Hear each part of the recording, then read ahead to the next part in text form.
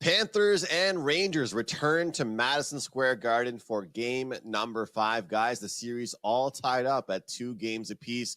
We'll break down that game. Also look at the updated future prices, Conn Smythe prices, and much more right here on PuckTime. I'm Andrew, and of course, I have Carmine with me to break down this game. We hope you all had a profitable Wednesday night in the NHL as both teams, Carm, kind of playing the same pathway here as we saw the Edmonton Oilers tie things up in their series. So both series now in the East and the West tied up at 2.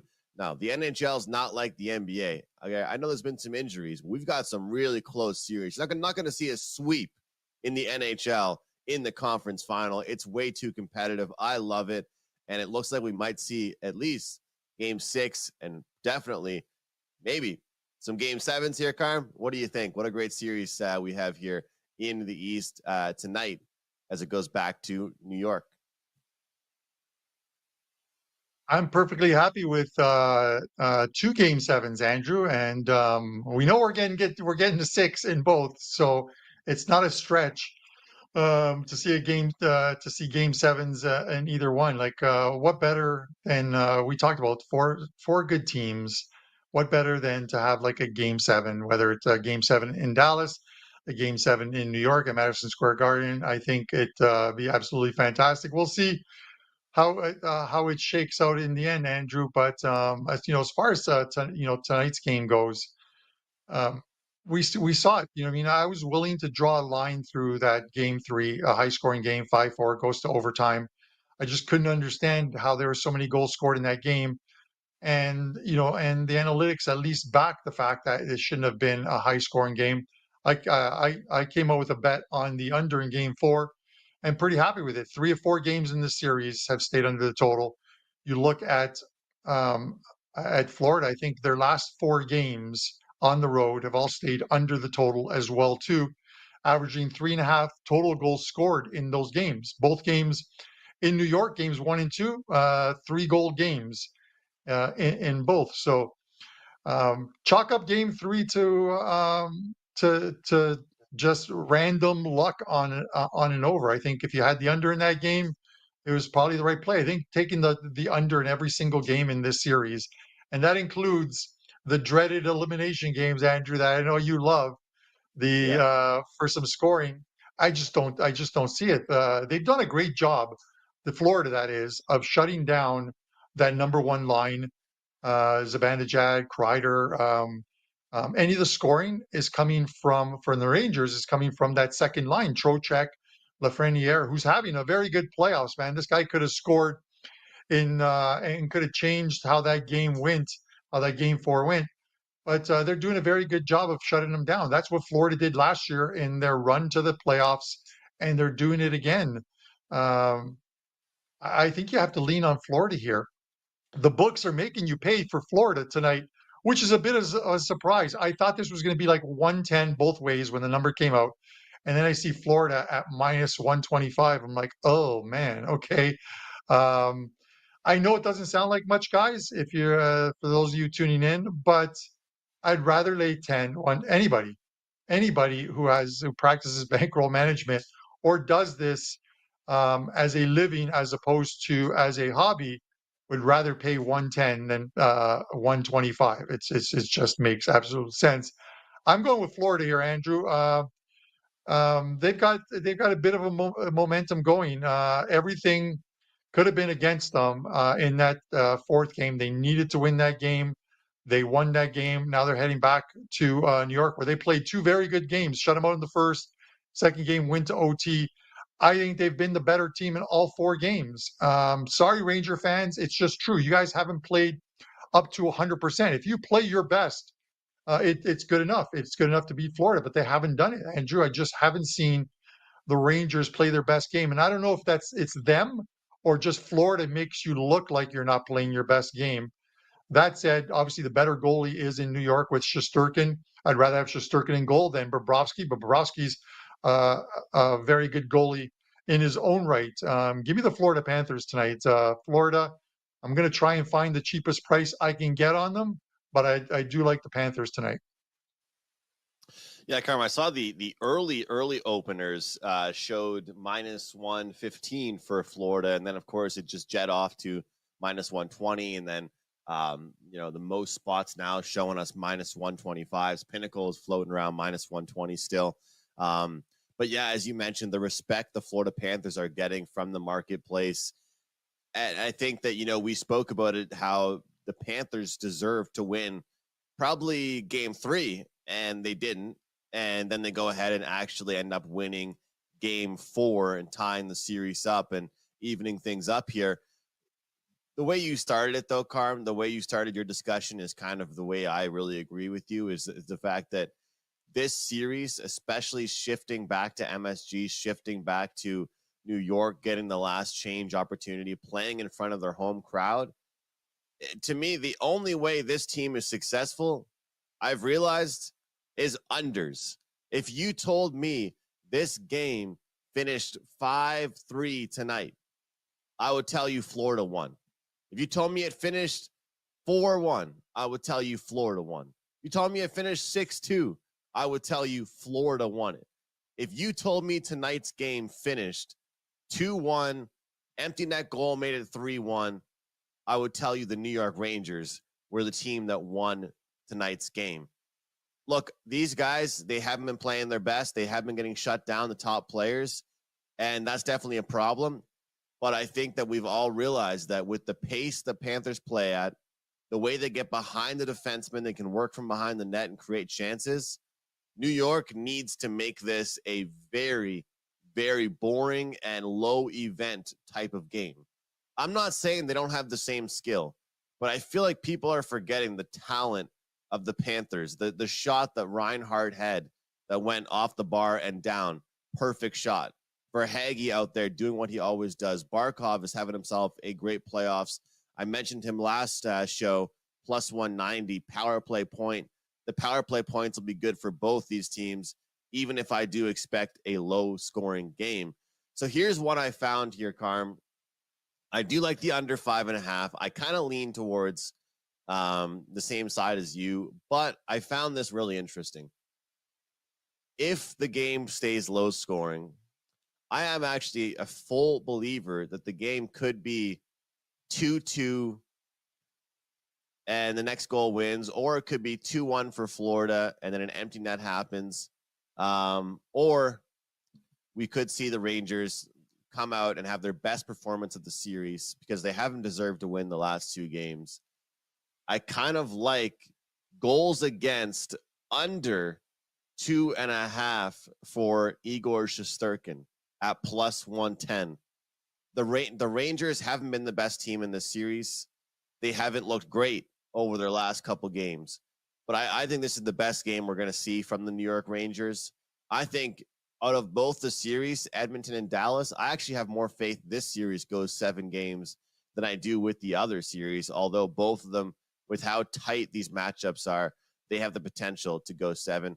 I like the full game under, Carm. Small lean to that plus money. I like that plus 110 on Shesterkin under 2.5 goals against.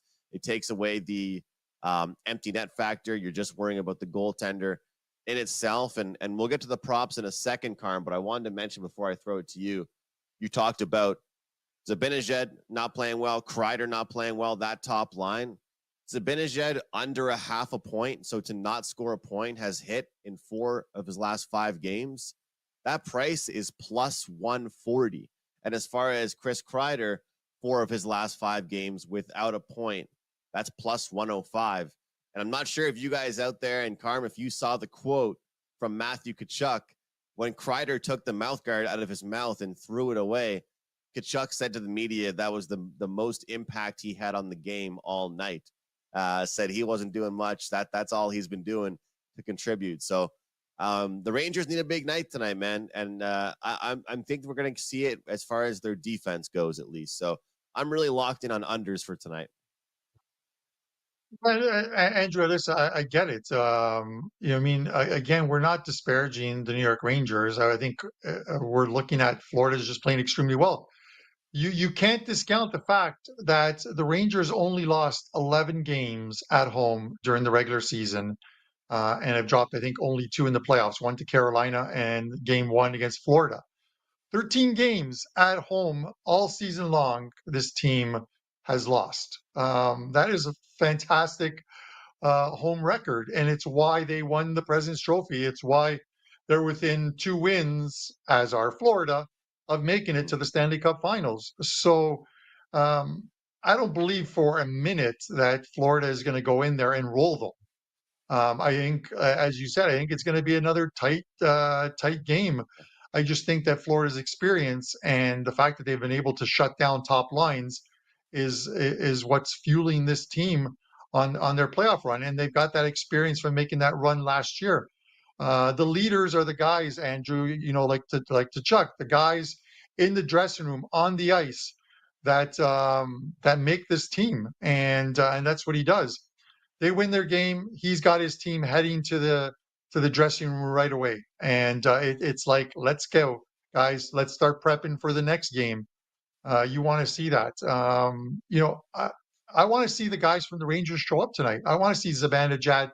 I want to see Panarin out there, and Kreider, doing what they do, what they've done all season long. They got to find a way through they got to find some cracks in this Florida defense.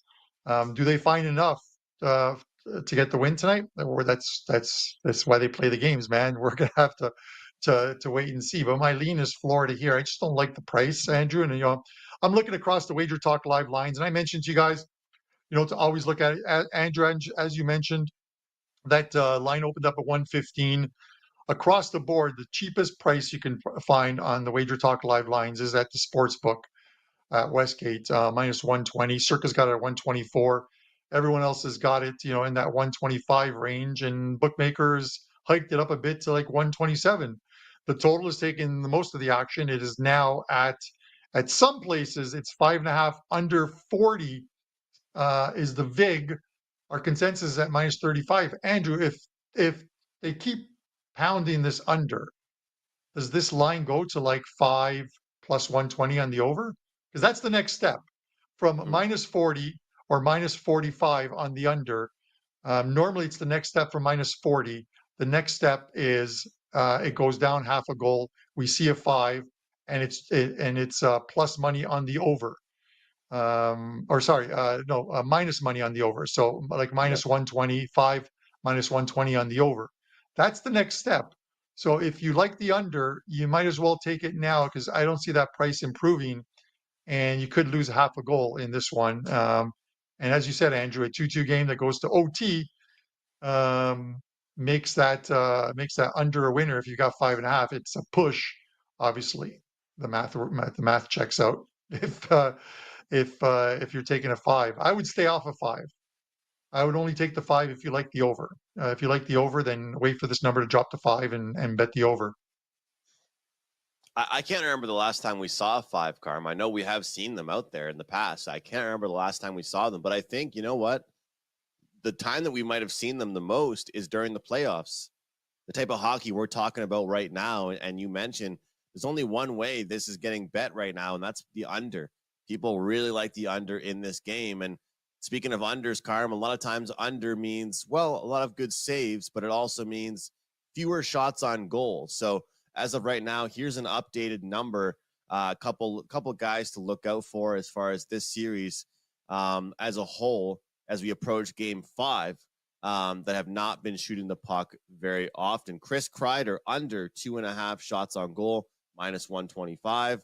Aaron Ekblad, under 1.5 shots on goal, minus 115. Sam Bennett, under 2.5 shots on goal. A little bit pricey, but a really good bet, minus 155. And Zibanejad, that's the one that Andy Lang loves. 7 of his last 10 games, he has under 2.5 shots on goal. And the weird thing is, Carm, they haven't changed the price on it. It's still minus 120. So just a few guys for me. And, Panarin, I think he probably would be my only guy that I'd be really interested in looking at the over. Trocheck scored that really nice goal for the Rangers. He's been a guy going over, Carm. But I really think that those are bets that we have to start looking at more, is just looking at the unders here. Couple of bets I've been looking at a little bit more than I used to, Carm. This, I think I talked about this with you on the last show, but blocked shots in the playoffs, especially with that Dallas and Oilers series, it's a good one. But you can get over 2.5 block shots for Adam Fox at plus 105. That's hitting at a pretty good clip. Gustav Forsling, you can get him over 1.5 block shots at just minus 105. And Mikola over 1.5 block shots at minus 113. That's the thing. I mean, you hear us talk about during the end of the regular season why we like betting overs a lot more. And Carm says it. He's like, hey, these guys have vacation in 2 days. They don't want to block shots. You know, they're out of the playoffs. They've been out of the playoffs for 2 months. These guys are in the conference finals. They want to block shots. And Carm, the block shots numbers, it seems like they go up by 20 once the playoffs start. So a couple of those that I'm interested in. I would say my best bet as far as those props are concerned would be the Adam Fox over 2.5 block shots. And with those particular props, it's really nice to be able to get a plus 105 number on it. And you also want a guy that's getting a lot of ice time. If they're out there for quite some time, obviously the more opportunities and the better chances to get those block shots. But Carm, unders for me here. And I'm actually going to miss the first period of tonight's game. So when I go and check the score after when I leave my commitment, I'm going to be able to check, and I'm just going to be checking the stats. Okay, how are my players? Are they going unders? So if I check the game and it's like 3-0 after the first period and everybody has 3 shots, I might not even watch the rest of the game. I'll just stop. And I get it. You talked about Zibanejad's shot totals and 7 of his last 10 he stayed like under the number. I talked about I think it was in the last game, I talked about he's got like a bunch of ones and twos. He had 3 in his last game, but he's just not getting pucks on net. And then the first time I checked his shot, I think it was at the end of this or halfway through the second period, he had like 6. Like, where did this guy get 6 shots on goal from? Right? It just those plays sometimes. Unfortunately, these prop plays will blow up in your face. That one did. I want to touch, Andrew, before we finish off on this game. I want to touch on yesterday's game because another great game. Congrats to Prez, who had a 5% play on the Oilers. He was blowing up our phones when it was 2-0 for Dallas in that game. But you got to give credit to the Edmonton Oilers. 5 straight goals, including my favorite, the empty netter, because I had a 4% play on the over 6. So I was pretty happy about that. But when you get 4 goals in the first period, it should be a no sweat total, but they made you sweat. And then, I see on social media, Andrew, and this is why, at times social media can be just the takes are terrible. People talking about like Connor McDavid. Oh, he's having a bad series. He's having a bad playoffs because they expect him to score. He's got 4 goals in the playoffs. But you know what else he has? He has 24 assists. The guy's got 28 points, leads the league in scoring in the playoffs. And that's not good enough for people because he's not scoring. Have you thought about the fact that it seems to be like even with the speed that he has, there's a couple guys on him, and his job is just to find a guy who is open, who has got a better chance to score. That's what McDavid's doing. 3 assists last night, 24 assists thus far, 28 points.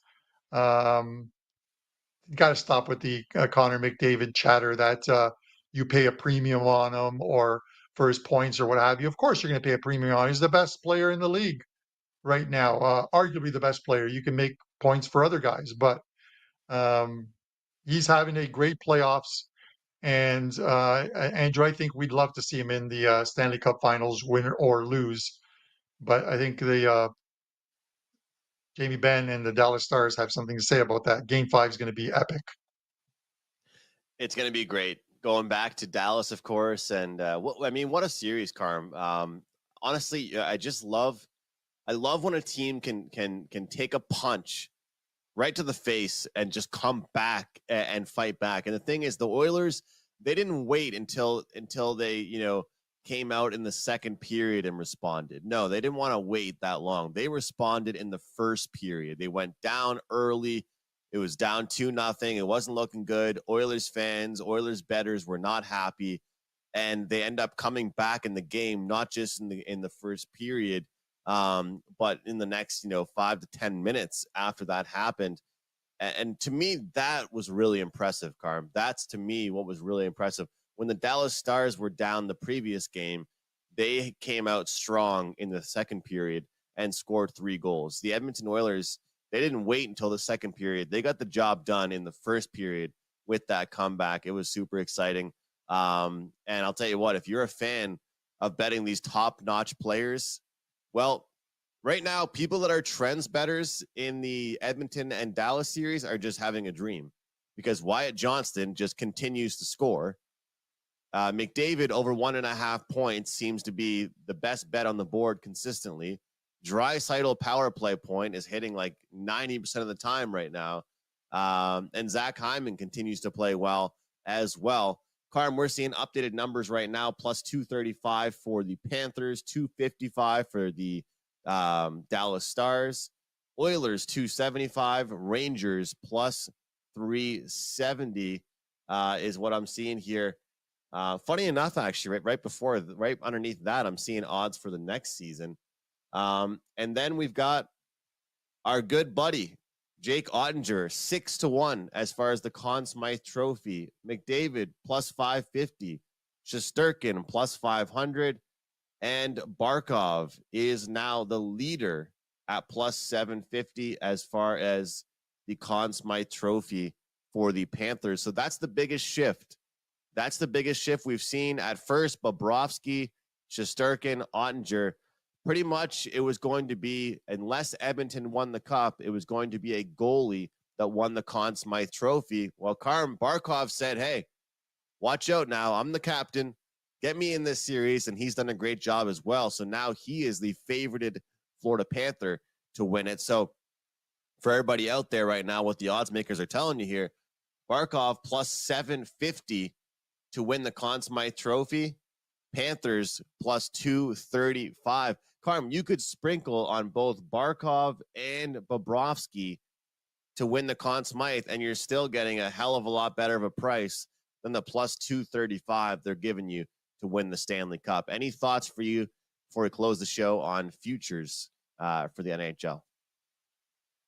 Yeah, I look at the prices, Andrew, and I just can't help but think, because I think about last year's run to the Stanley Cup Finals from the Florida Panthers and the run that they're making to it, whether they get there or not, and if they do, whether they win it or not. But like, how about Keith's kid? How about Matthew? What's wrong with Matthew Tkachuk at plus 950? I'm all about the guy who's the leader on the ice. Maybe they don't always get the points, but he still gets his share. He gets under their skin. He gets in front of the net. He gets his points. He gets some big ones at times. You got plus 950. It's worth. I'm not saying go out and smash Matthew Tkachuk in the Conn Smythe awards thing there, but maybe drop I'm Italian, drop that slice of pizza on there, man. A couple slices. Let's go.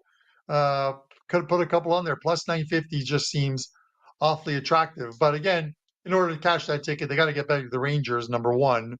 And then they got to get by either the Dallas Stars or the Edmonton Oilers in the second one. But of the three, Andrew, opponents they have, I actually think the Rangers are the toughest of the three opponents. I think getting through the Rangers would be a lot tougher than getting through the Oilers or getting through the Dallas Stars.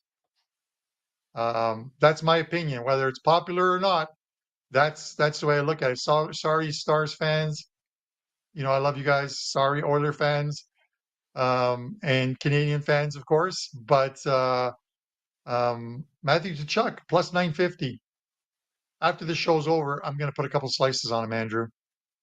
Carmen, is that just due to the matchup? You just think this Eastern Conference matchup is tougher for Florida than Dallas or Edmonton are?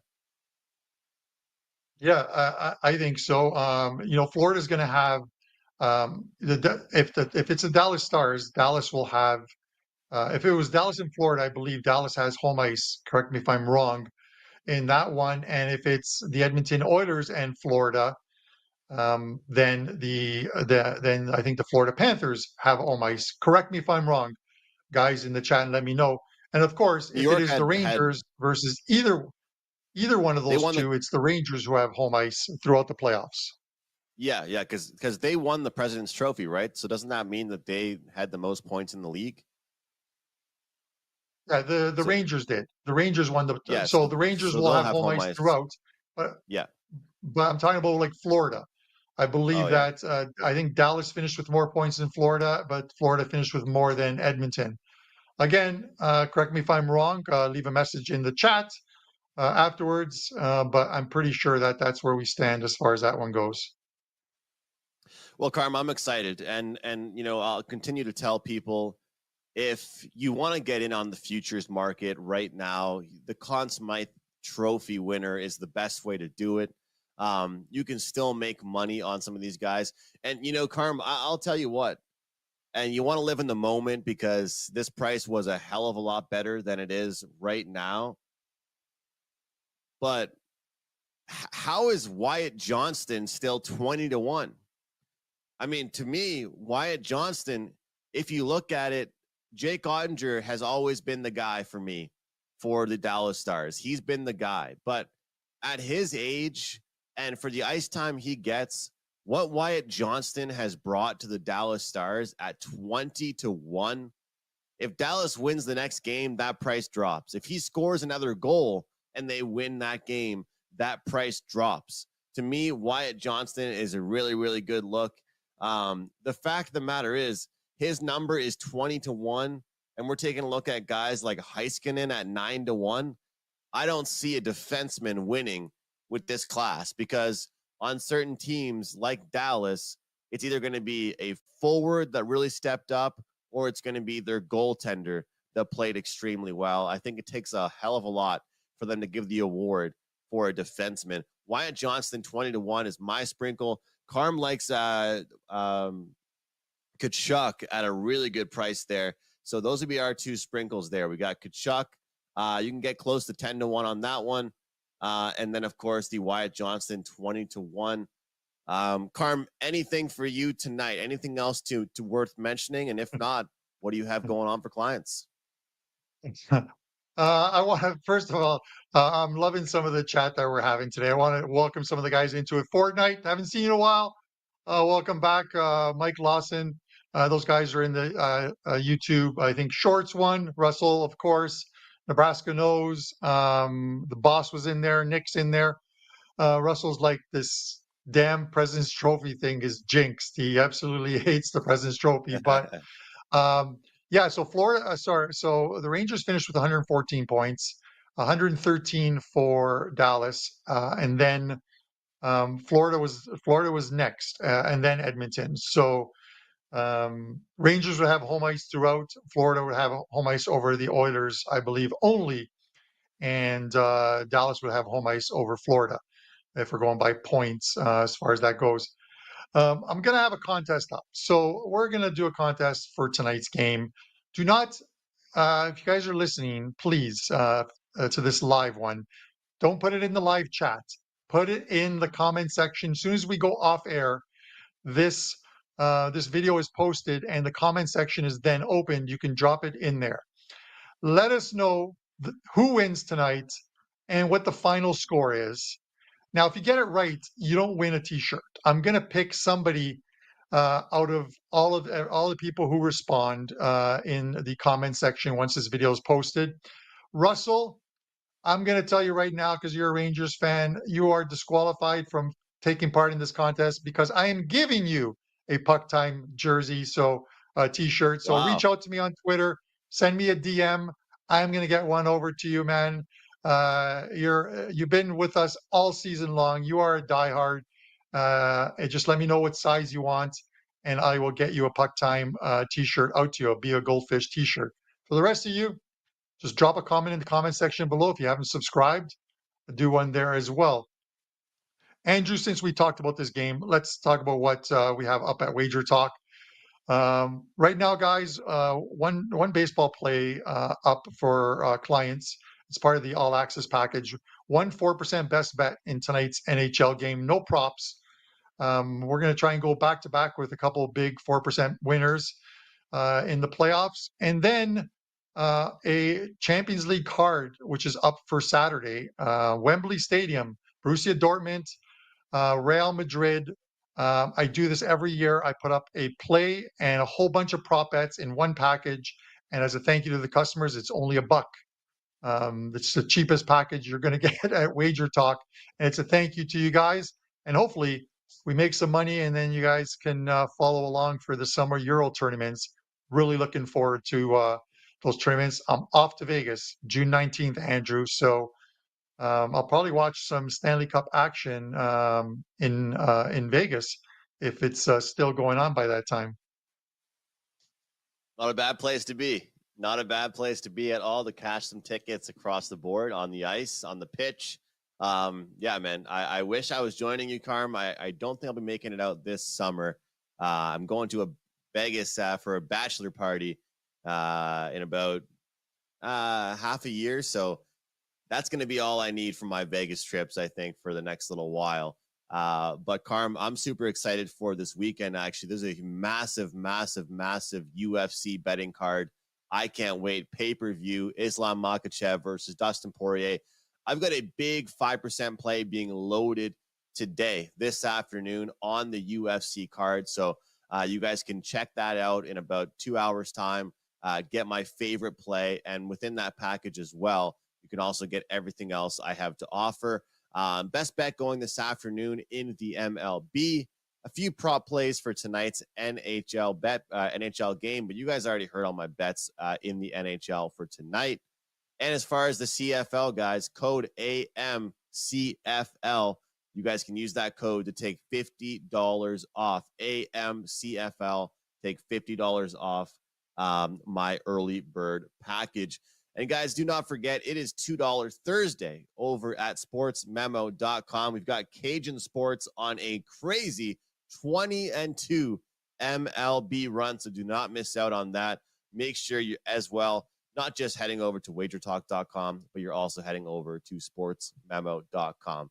Thank you guys so much for watching. Carmen and I love doing this show. As you know, if you liked the video, please hit the like button, subscribe to our channel, and guys, let's make some money tonight. We'll see you tomorrow.